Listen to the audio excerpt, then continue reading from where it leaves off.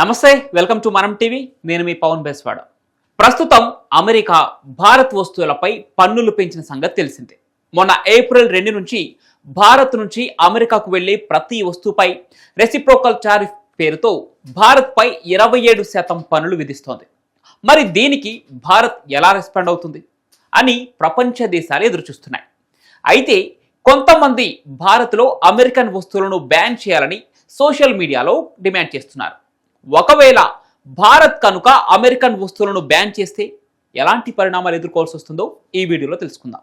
India నుంచి అమెరికాకు ఎక్కువగా ఎగుమతి అయ్యే వస్తువుల్లో ఫార్మా, టెక్స్టైల్స్, ఐటీ సర్వీసెస్, రత్నాలు, ఆటో పార్ట్స్ కూడా ఉన్నాయి.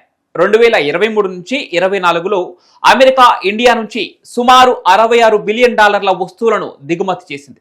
అదే సమయంలో ఇండియా కూడా అమెరికా నుంచి $29 బిలియన్ వస్తువులను తెచ్చుకుంది. అంటే ఇండియాకు అమెరికాకు ఎక్కువ ఎగుమతులు చేస్తూ అమెరికా నుంచి తక్కువ దిగుమతులు చేసుకుంటుంది. ఇక భారత్ అమెరికా నుంచి ఎనర్జీ ప్రొడక్ట్స్ అయిన gas, oil, defence equipment, electronics, pharma రా మెటీరియల్స్, విమాన భాగాల లాంటివి తెచ్చుకుంటుంది. వీటిని బ్యాన్ చేస్తే భారత్లో కొన్ని ఇండస్ట్రీలు తీవ్రంగా దెబ్బతినే అవకాశం ఉంది. ఉదాహరణకు ఫార్మా ఇండస్ట్రీకి అమెరికా నుంచి వచ్చే కెమికల్స్, రా మెటీరియల్స్ ఆగిపోతే మందుల ఉత్పత్తి తగ్గిపోయి ధరలు పెరిగే అవకాశం ఉంటుంది. అదే విధంగా డిఫెన్స్ సెక్టార్లో అమెరికాతో హెలికాప్టర్లు, ఫైటర్ జెట్స్ ఒప్పందాలు రద్దయితే భారత సైన్యం ఆధునీకరణకు ఆటంకం ఏర్పడుతుంది. ఇక ఈ టైంలో అమెరికా వస్తువులను బ్యాన్ చేస్తే అమెరికా రిటాలియేట్ చేసే ఛాన్సెస్ ఎక్కువగా ఉంటాయి. ఇక ఇప్పటికే 27% పన్నులు విధించిన అమెరికా భారత్ బ్యాన్ కు గట్టి స్పందనగా భారత్ ఎగుమతులపై మరింత ఎక్కువ పన్నులు వేయవచ్చు.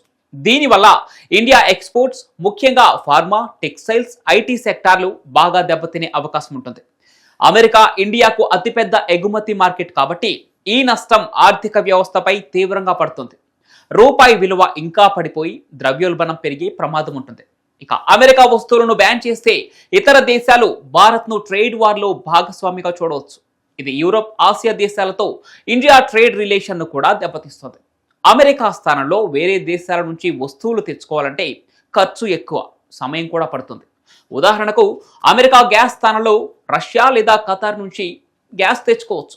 కానీ లాజిస్టిక్స్ ఒప్పందాలు సెట్ చేయడం అంత సులువైన పనేం కాదు. ఇక ఇంకోవైపు భారత్కు కొన్ని అవకాశాలు కూడా ఉన్నాయి. అమెరికా వస్తువులను బ్యాన్ చేస్తే ఇండియా స్వదేశీ ఉత్పత్తులను ప్రోత్సహించే ఛాన్స్ ఉంటుంది. మేక్ ఇన్ ఇండియాకు బూస్ట్ ఇచ్చేలా స్థానిక ఇండస్ట్రీలు అభివృద్ధి చెందొచ్చు. కానీ ఇది షార్ట్ టర్మ్లో కష్టం. ఎందుకంటే అమెరికా స్థాయిలో టెక్నాలజీ, క్వాలిటీ వస్తువులను ఇండియాలో వెంటనే తయారు చేయడం అసాధ్యం. ఇక స్పష్టంగా చెప్పాలంటే అమెరికా వస్తువులను బ్యాన్ చేయడం వల్ల భారత్కు షార్ట్ టర్మ్లో నష్టం ఎక్కువ.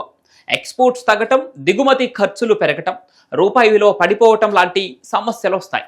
లాంగ్ టర్మ్లో స్వదేశీ ఉత్పత్తులు పెరిగితే లాభం ఉంటుంది. కానీ అందుకు భారీ ప్లానింగ్, ఇన్వెస్ట్మెంట్ కూడా కావాలి. ఇప్పటికైతే బ్యాన్ కంటే నెగోషియేషన్స్ ద్వారా టారిఫ్స్ తగ్గించుకోవటమే భారత్కు సమర్థవంతమైన దారి అని చెప్పుకోవచ్చు.